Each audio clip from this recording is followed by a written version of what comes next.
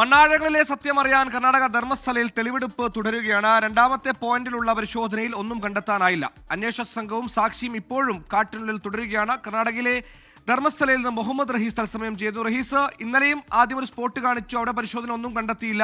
ഇന്ന് മറ്റൊരു സ്പോട്ടിൽ പരിശോധന, അവിടെയും സമാനമായ രീതിയിൽ ഇതുവരെ ഒന്നും കണ്ടെത്തിയിട്ടില്ല എന്നാണ് നമുക്ക് മനസ്സിലാക്കാൻ കഴിയുന്നത്. ഈ പറഞ്ഞതുപോലെ ഭൂപ്രകൃതിയൊക്കെ വല്ലാതെ മാറിയിട്ടുണ്ട്. പക്ഷേ അന്വേഷണ സംഘം ഉറച്ചു തന്നെയാണ്. കൂടുതൽ ഇടങ്ങളിലേക്ക് പരിശോധന തുടരുകയാണോ? എന്താണ് ഇന്നത്തെ ഒരു ഓപ്പറേഷൻ?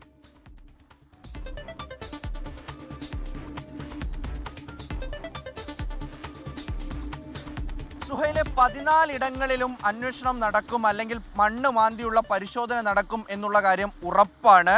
എനിക്ക് പിന്നിൽ ഈ കാണുന്ന വനത്തിനുള്ളിലാണ് ഇപ്പോൾ ഈ അന്വേഷണ സംഘമുള്ളത്. ഇവിടെ 14 സ്പോട്ടുകളാണ് ഇത്തരത്തിൽ മാർക്ക് ചെയ്ത് കൊടുത്തിട്ടുള്ളത്. ഈ ശുചീകരണ തൊഴിലാളി നൽകിയ മൊഴിയുടെ അടിസ്ഥാനത്തിൽ അദ്ദേഹവുമായി ഇവിടെ എത്തി മാർക്ക് ചെയ്തിട്ടുള്ള സ്ഥലങ്ങളാണിത്. 14 സ്ഥലങ്ങൾ ഈ വനത്തിനുള്ളിലുണ്ട്. ഈ വനമെന്ന് പറയുമ്പോഴും ഇത് നേത്രാവതി പുഴയുടെ കരയിലുള്ള സ്ഥലമാണ്. അപ്പോൾ ആദ്യ 2 സ്പോട്ടുകൾ പുഴയുടെ അടുത്തുള്ള സ്പോട്ടുകളായിരുന്നു.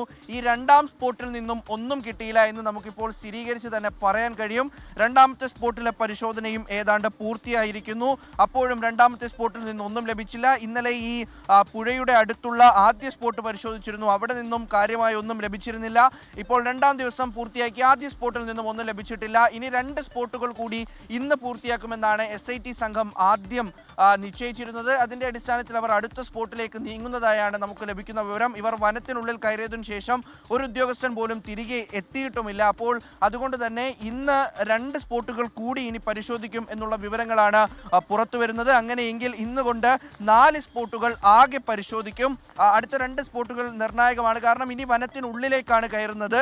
നേരത്തെ ഈ പറഞ്ഞ ഭൂപ്രകൃതി മാറിയതിന്റെ പ്രശ്നമുണ്ടായിരുന്നു, പ്രളയം വന്നതിന്റെ പ്രശ്നമുണ്ടായിരുന്നു. സ്ഥിരമായി വെള്ളം കയറുന്ന സ്ഥലമാണ്, എപ്പോഴും മഴ പെയ്യുന്ന സ്ഥലമാണ്, മണ്ണൊലിപ്പുള്ള സ്ഥലമാണ്, മണ്ണിടിച്ചിലുണ്ടായിട്ടുള്ള സ്ഥലമാണ്. അപ്പോൾ അങ്ങനെ ആദ്യഘട്ടത്തിൽ നടത്തിയ 2 ഇടങ്ങളിൽ നിന്നും കാര്യമായി ഒന്നും കണ്ടെത്താൻ ആയിട്ടില്ല. നമ്മൾ ഈ ഘട്ടത്തിൽ ഈ സാക്ഷി അതായത് ഈ ശുചീകരണ തൊഴിലാളിയുമായി ചേർന്ന് നിൽക്കുന്ന ചില ആളുകളോട് സംസാരിക്കുമ്പോൾ അവർ ഉറപ്പിച്ചു പറയുന്നു, ഈ പ്രദേശം കഴിയുമ്പോൾ, ഈ പരിശോധന കഴിയുമ്പോഴേക്കും, ഈ 14 സ്പോട്ടുകൾ കൃത്യമായി പരിശോധിച്ച് കഴിയുമ്പോൾ അതിൽ നിന്നും ഈ ശുചീകരണ തൊഴിലാളി പറഞ്ഞതുപോലെ അസ്ഥികൾ കണ്ടെത്തിയിരിക്കും എന്നാണ് അവർ പറയുന്നത്.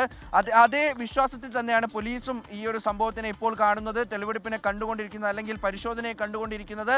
ശുചീകരണ തൊഴിലാളി എന്തു പറയുന്നു അതനുസരിച്ച് മാത്രം നീങ്ങാനാണ് DGP പ്രണബ് മോഹന്തി നിർദ്ദേശം നൽകിയിരിക്കുന്നത്. അതിന്റെ അടിസ്ഥാനത്തിൽ അദ്ദേഹം പറയുന്നത്ര ആഴത്തിൽ, അത്ര വീതിയിലൊക്കെയും കുഴിച്ചുള്ള പരിശോധനയാണ് നിലവിൽ നടക്കുന്നത്. പക്ഷേ ഇതുവരെയും അദ്ദേഹം പറഞ്ഞതനുസരിച്ചൊന്നും കണ്ടെത്താൻ കഴിഞ്ഞിട്ടില്ല. ഇനിയുമുണ്ട് 13-12 സ്പോട്ടുകൾ ഇനിയും ബാക്കിയുണ്ട്. അപ്പോൾ ഇത് മുഴുവൻ പരിശോധിച്ച ശേഷം മാത്രമേ ഒരു കൺക്ലൂഷനിലെത്താൻ കഴിയുള്ളൂ. പക്ഷേ നിലവിൽ ഇവിടെ നിന്നും ശുചീകരണ തൊഴിലാളി പറഞ്ഞതുപോലെ ഒന്നും കണ്ടെത്താൻ കഴിഞ്ഞിട്ടില്ല. സുഹൈൽ, റഹീസ്, നമുക്ക് മനസ്സിലാക്കേണ്ടത് ഈ പറഞ്ഞ ശുചീകരണ തൊഴിലാളിയുടെ മൊഴി അന്വേഷണ സംഘം പൂർണ്ണമായി തന്നെ വിശ്വസിക്കുന്നത് തന്നെയല്ലേ? കാരണം അദ്ദേഹം പറയുന്ന ഈ 14 ഇടത്തേക്കും അവർ എത്തുമെന്ന കാര്യത്തിൽ സംശയമില്ല. ഈ പറഞ്ഞതുപോലെ ആദ്യത്തെ 2 ഇടങ്ങൾ ഈ പറഞ്ഞതുപോലെ ഈ നേത്രാവതിയുടെ തീരത്താണ്. പ്രളയം വരുമ്പോഴൊക്കെ അതിന്റെ ടെറൈൻ മാറാനുള്ള സാധ്യതയുണ്ട്. പിന്നെ പെട്ടെന്നുള്ളൊരു കുഴിച്ചിടലാണ്, ഒരു ക്രൈമാണ്. അതുകൊണ്ട് തന്നെ വലിയ ആഴത്തിലൊന്നും കുഴികൾ ഉണ്ടാകില്ല. അതുകൊണ്ട് തന്നെ ടെറൈൻ മാറ്റത്തിൽ ആ അസ്ഥികളെ ഒലിച്ചു പോകാൻ സാധ്യത കൂടിയുണ്ട്. ഇനിയുള്ള ഒരു നിർണായകമായ സ്പോട്ടുകൾ വനത്തിനുള്ളിലാണ്. അവിടെ നമ്മൾക്ക് ഈ പറയുന്ന രീതിയിൽ എന്തെങ്കിലുമൊക്കെ ഉണ്ടാകുമെന്ന പ്രതീക്ഷയിൽ തന്നെ ആയിരിക്കുമല്ലോ അന്വേഷണ സംഘമുള്ളത്. ഈ നേര് പുറത്തു കൊണ്ടുവരാനുള്ള എന്തെങ്കിലും ഒരു തുമ്പ് അവിടെ നിന്ന് കിട്ടുമെന്ന പ്രതീക്ഷയിൽ തന്നെയായിരുന്നു അന്വേഷണ സംഘം എന്നല്ല മനസ്സിലാക്കേണ്ടത്.